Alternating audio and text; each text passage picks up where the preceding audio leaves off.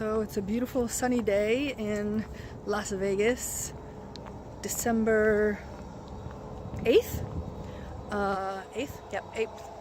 And I'm going in to ask my doctor all those questions we talked about last night. So I'll let you know how it goes. So you remember when I said write down all your questions? When you write down all your questions, it might help if you brought the questions that you wrote into the office. So definitely haven't seen the doctor yet. Gotta get my questions. I'm in my usual office. It's also his conference room area. Hold on. Yeah, conference room on the other side of this. And I wonder how come it always takes so long. Once they get you to the back, why does it take so long for the doctor to show up? Like, you're just sitting here like, and I don't even have elevator music. Just me, topless, list of questions. Like, I got a pen. I'm ready to take notes. They still got me on. Like I'm gonna lay down. And so back to the elevator music for you guys. I'll let you know when we're done.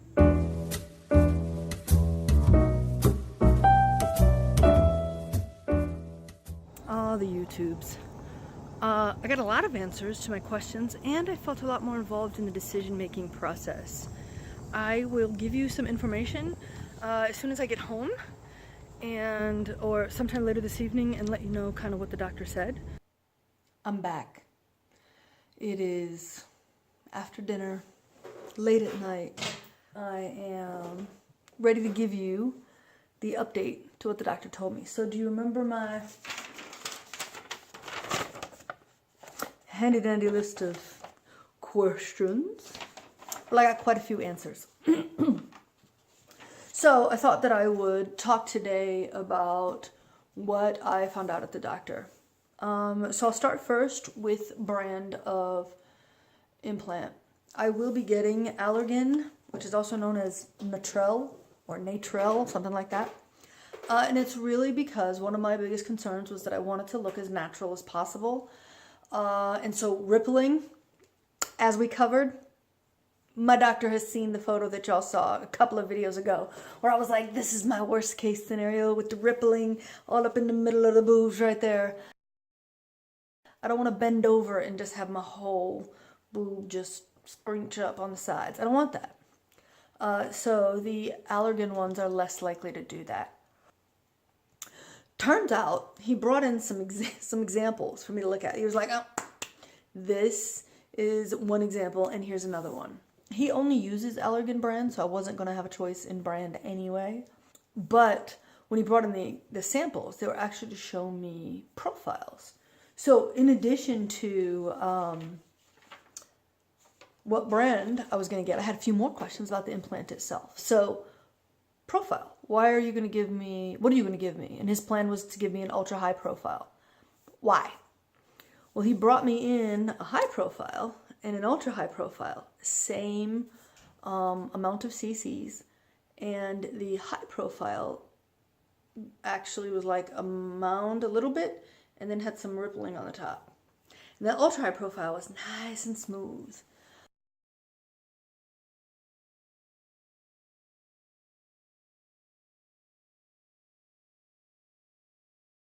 So I actually agreed with him. I do want the ultra high profile. And when I looked at the base of them, like how wide is it across the bottom, right? I couldn't tell the difference. They were both the same amount of cc's. So if there is a difference, I couldn't physically see it. So in my body, it's not going to look much different. So if he gets me ultra high profile, I am less likely to get rippling. And it's going to feel a little bit more like a boob. It's still not going to have any of the,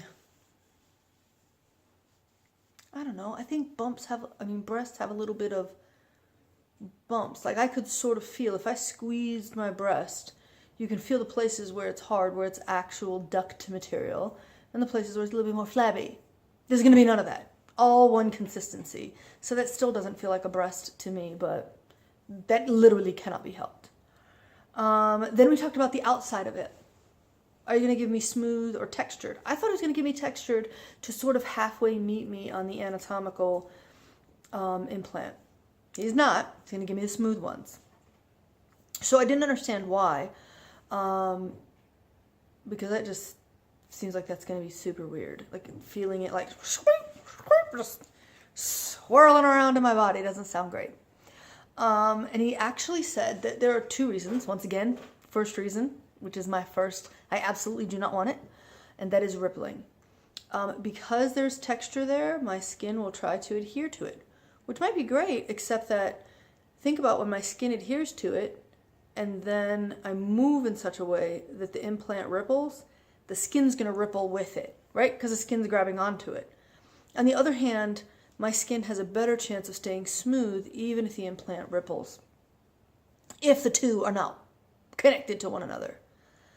And then the other thing that he mentioned, which was shocking, he actually mentioned like 3 other things, but he was talking way over my head. I literally looked at him and said, okay, I didn't understand a single thing you just said to me, except that lymphoma thing, which sounds kind of scary. So in other words, there's some risks associated. But really, he did list off a series of risks that are more heavily associated with textured implants than they are with not textured implants. And one of them, which I came home and researched, was something called, I had to write it down because for serious, anaplastic large cell lymphoma. Anaplastic large cell lymphoma. It is possible, even if you have smooth implants, you can get that. It is not breast cancer, but it is a form of cancer. And believe it or not, your body, something happens around the actual implant. So it's like somehow your body creates a lymphoma between the implant, just on the outside of the implant. That is some crazy stuff. So anaplastic large cell lymphoma, I'm not interested in that. If there's something that might give me an increased risk for anything that feels and looks and smells and feels like cancer, no thank you. So we're going to go with smooth implants, and I do feel like I was involved in that decision. So natural, smooth, ultra high profile, I'm on board with all of that. He did say it's gonna roll around, and I said, well, I already feel like when I wake up in the morning more than any other time in the day, I wake up in the morning, I get up, and when I first come back to sitting, I can feel these tissue expanders sort of resettle in my body, and I don't like that. It like kind of scrapes up against my chest wall a little bit. My pec muscle can kind of feel it, and I feel like that's just super crappy. Like, what? Okay, this is going to sound super unrealistic, and I know that it does, but it doesn't change my desire, and that is, I don't want it to feel like I don't have real breasts anymore. I just don't. I liked my boobs, and I want, whatever is as close to that experience in life as I can have. So that rolling around thing, he said, yeah, it's going to happen. My patients tell me that they can feel it, and I don't think that's going to go away. So that part kind of sucks. We talked a little bit about symmetry and how he messed up, right? But he never said he messed up. Still not saying he messed up. You and I both know the truth. Anyway, this side of my body is the one that's tucked up, nice and high, big round, right? And this one is a little bit more like a boob.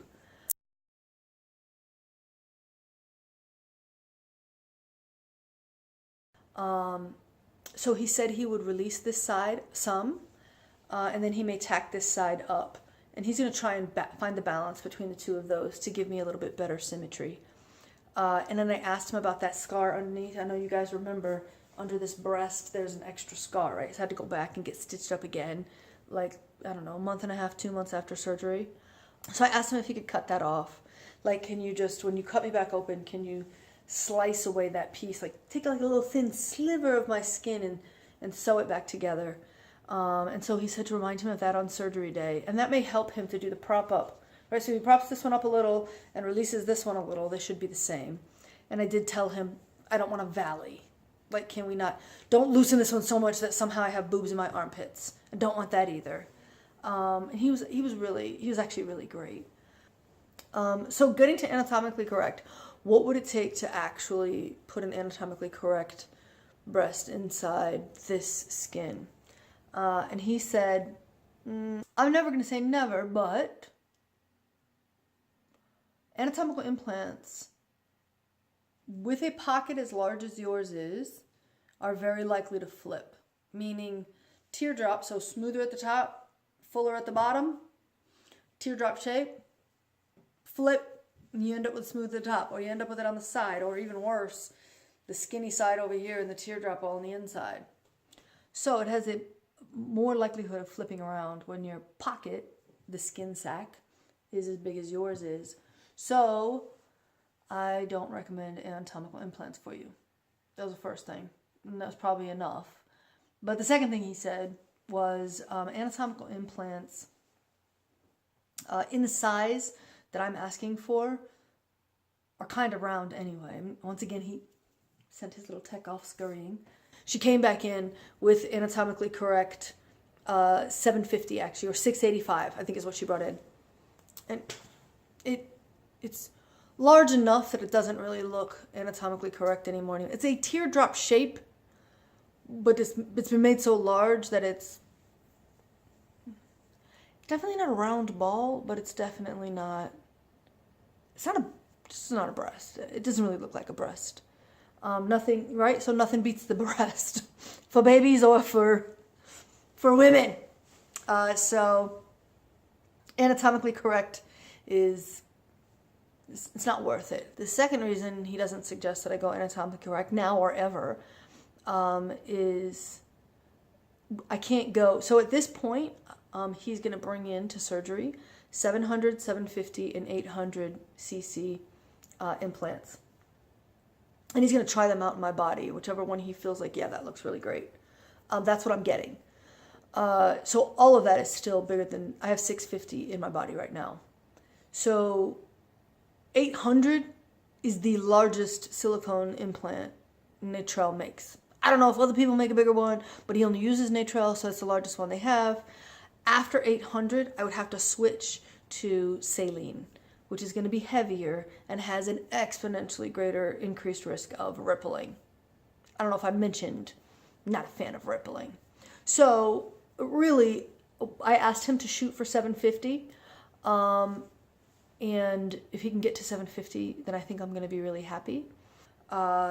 He did talk a little bit about that I need to have realistic expectations.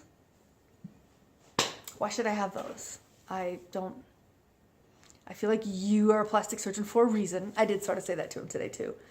But he said I need to have realistic expectations and that I'm really pushing the envelope by going 750 with skin, just skin. So your skin is thin, and certainly thinner than a breast. My skin is actually really healthy, but it's still thin, and some of it's brand new, right? Just got made by stretching out through the tissue expander.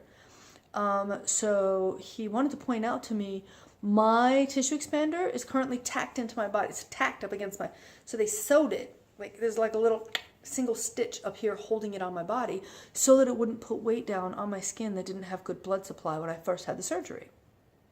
So because these are tacked in, they're not actually all of the weight of them. It's not actually being put against my skin yet. So when I come out of surgery this time, my implants are not going to be tacked into my body. Free, slickery, slidery ball moving around inside my skin.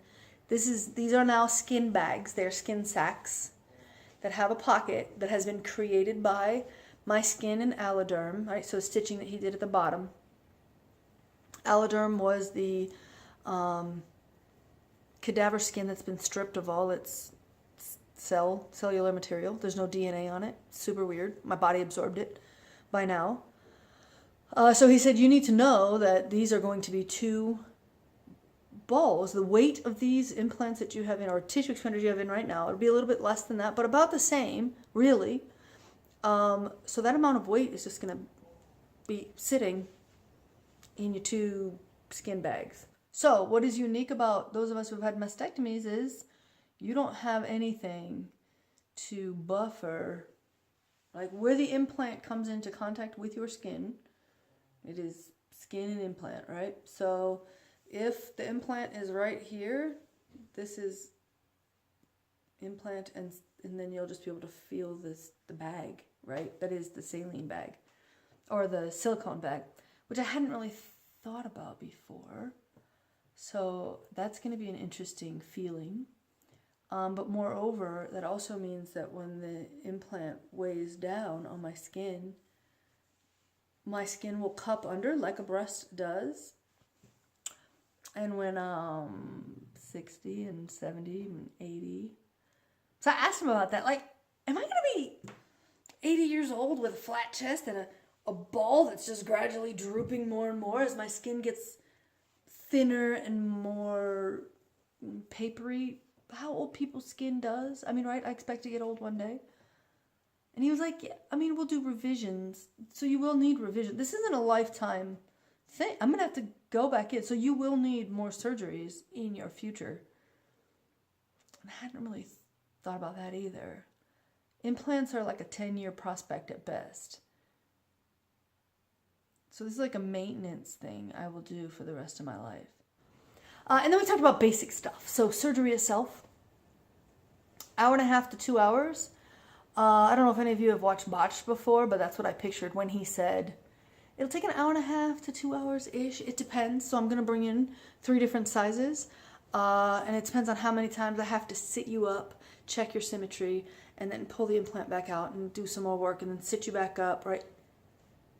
Definitely picture the people on Botched. So if you haven't watched that show, that's how I feel like what's about to happen. He's going to cut my skin open, take the tissue expanders out, and put in an implant. They're going to prop the operating table up, take a look to see if he likes it, lay me back down, pull out the implant, put a different one in, prop me up. Botched. Let's hope he doesn't botch my reconstruction. Ridiculous. Speaking of tissue expanders, I asked him, you guys are going to think this is crazy, but I asked him anyway. Can I have my tissue expanders? Can, like, literally, when you pull these out of my body and they're bloody and juicy with all my stuff on it, wash them off. Can I have them? And he was like, well, it's going to have a hole in it. It'll be easier to get out if I just leak all the saline out. So I'm going to leak the saline.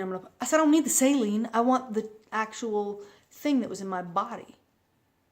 And he was like, no, like, you can't have that. And I was like, well, it's mine, right? So you put it in my body, can't give it to anybody else. Give it back to me.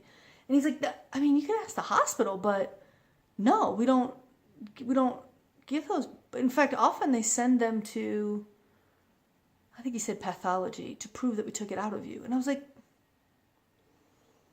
does somebody not trust that you took it out of me? I want my tissue expander. And he was like, what? Why do you want that?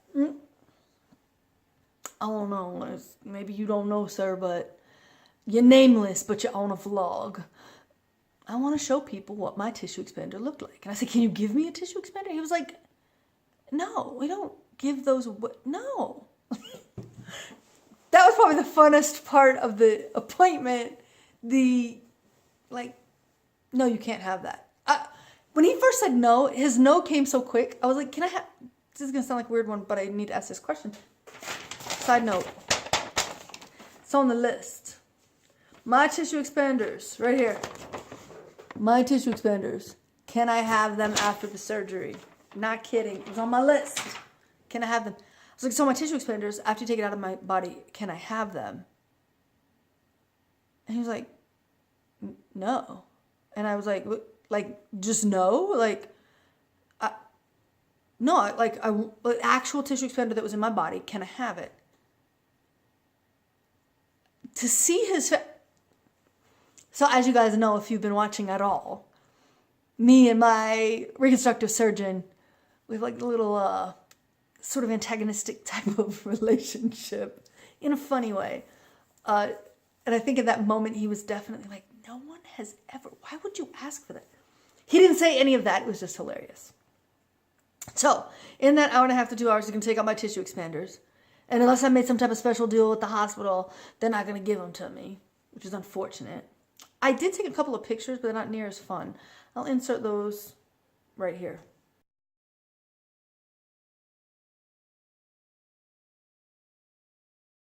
Right?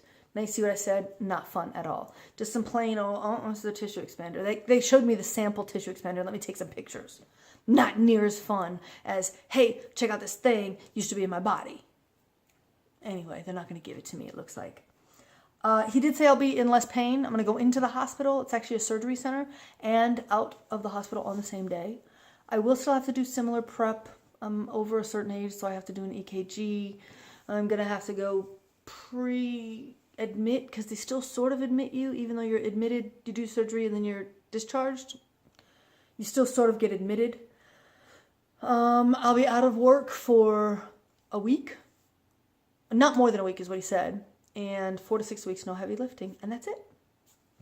So, yeah, that's all of the questions that I asked and the silly adventure that I had with the doctor today. I feel quite a bit better about my surgery in all the ways that I was really worried about. And then there's that one extra new worry of, are these balls of saline that I chose to put in my body going to be so heavy that my skin is going to like begin to age and stretch and thin out. And so I will actually really be watching that after surgery. Some other good news happened today. A very good friend of mine is going to be coming to visit on January 2nd. And I plan on spending some time with her. So she will be here until my surgery. In fact, a couple of days after. And I am so very excited to see her. And in a really kind of cool, blessing kind of way. It'll be so wonderful to have someone so near and dear to me here for me during my surgery. Even though it's supposed to be in, out, few stitches, you'll be great. So I'm excited about that. My video that I posted yesterday, I forgot to say subscribe, but that's probably because I didn't do my usual post-production stuff, I guess. I don't know. And then if you are interested in seeing the prequel to this, I'll kind of give you a little link to that right here so you can go and see how I came up with my questions and what I thought would be really good questions and why. Or if you'd like to know how I got to this place, then certainly I have a playlist that you can watch. So, this is my subscribe spot. Playlist. Bing, bing, bing, bing. Playlist. That you can watch this entire journey in its chronological order, which includes a really crazy surgery day that I don't remember most of. It was actually when I watched the video, it was my first time having those memories, actually. Hilarious. Once again, thank you for watching. Please do subscribe. I really am enjoying this process, and I cannot wait. 5 January, can't get here soon enough. The 2nd of January is actually going to be a better day, because such a great friend of mine is coming in. And then 5 January will be like the beginning, not the end, right? Because I have to do maintenance on these things, but close, so close. The beginning of feeling a little bit more like what my new normal will be, because these bad boys don't feel normal. They don't feel normal at all. Okay, I look forward to sharing things with you. Playlist, prequel to today's video, subscribe. Thank you guys so much for watching, and we'll see you next time.